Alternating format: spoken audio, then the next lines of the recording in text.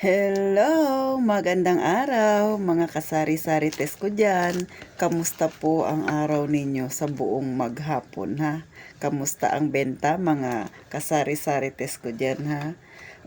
Ngayon pag-usapan natin ha? Kailan mo ba pwedeng bawasan ang tubo o ang itinubo na ng iyong tindahan ha?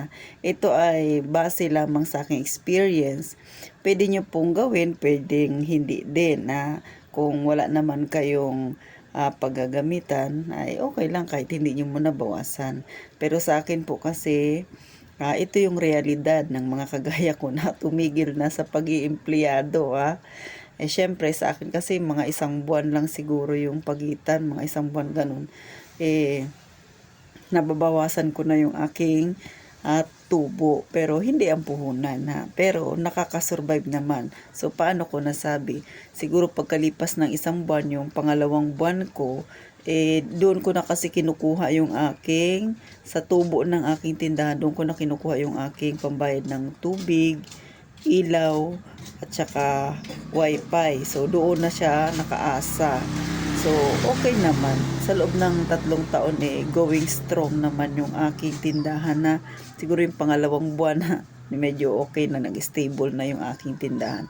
So, depende po yan sa inyo. Basta ang lagi nyo lang pakaisipin, wag nyong babawasan yung puhunan. So, yung binabawas ko lang yung aking tinubo na. So, nung nagsimula ako 20,000, sabi ko nga, 'di ba, aalog-alog yung tindahan ko.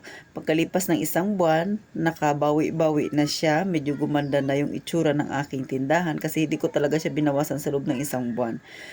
Tapos doon ako, pangalawang buwan, doon ako nag-start, nagbabayad na ako ng tubig, ilaw, tsaka wifi. So dito ko siya kinukuha. Pero okay naman siya. So ibig sabihin, kumikita talaga ang sari-sari store ko.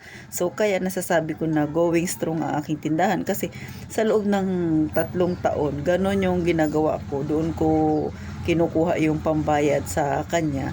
Pero okay naman ang tindahan ko. Hanggang ngayon maayos naman siya. So, siguro nasa pagdadala lang talaga yan ng tindahan. As long as hindi ka naman talaga mahilig magbili-bili ng kung ano-ano. Tsaka yung kinukuha ko, yung tubo lang. At tsaka yung tubo, hindi ko yan kinukuha lahat. Siguro nasa 50% lang ng tinubo ng aking tindahan ang kinukuha ko.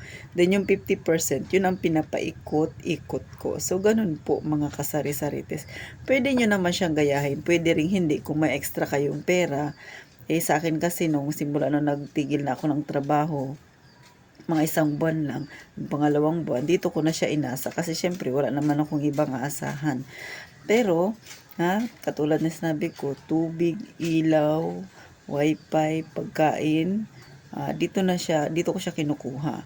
Pero tuloy-tuloy lang. Kasi yung iba naman, kaya hindi talaga, as in talagang na-down yung tindahan ko. Kasi may mga sideline pa ako. Tulad ng sa siomai. So, doon, medyo malaki yung kinikita ko. Kaya siguro natatapalan siya. Kaya masasabi ko na hindi talaga lahat ng aking tubo nakukuha ko kasi may iba pa akong mga sideline na doon ko rin kinukuha yung aking ibang pangangailangan. So sana kayo din, ganun din kayo mga kasari-sarites kasi kung iaasa nyo talaga lahat sa tindahan, lulubog talaga ang tindahan nyo. So ang tindahan kasi marami ka pang pwedeng ibenta dyan na makakatulong sa'yo na hindi mo na pwedeng hindi mo na makukuha yung tinubo ng tindahan mo kundi sa ibang sideline na lang. So, hindi ko ina-advise sa iba na gayahin din yung aking style. Pero pwede nyo gayahin na sa inyo. Pero kasi, baka, akin kasi, oo nga, inaasa ko siya dito lahat. Pero may mga sideline pa akong iba. So, kaya ang kinukuha ko lang nasa 50% lang ng aking tubo ang nakukuha ko. So, ganun po yung aking naging style. Kaya, hindi talaga lumulubog yung aking tindahan.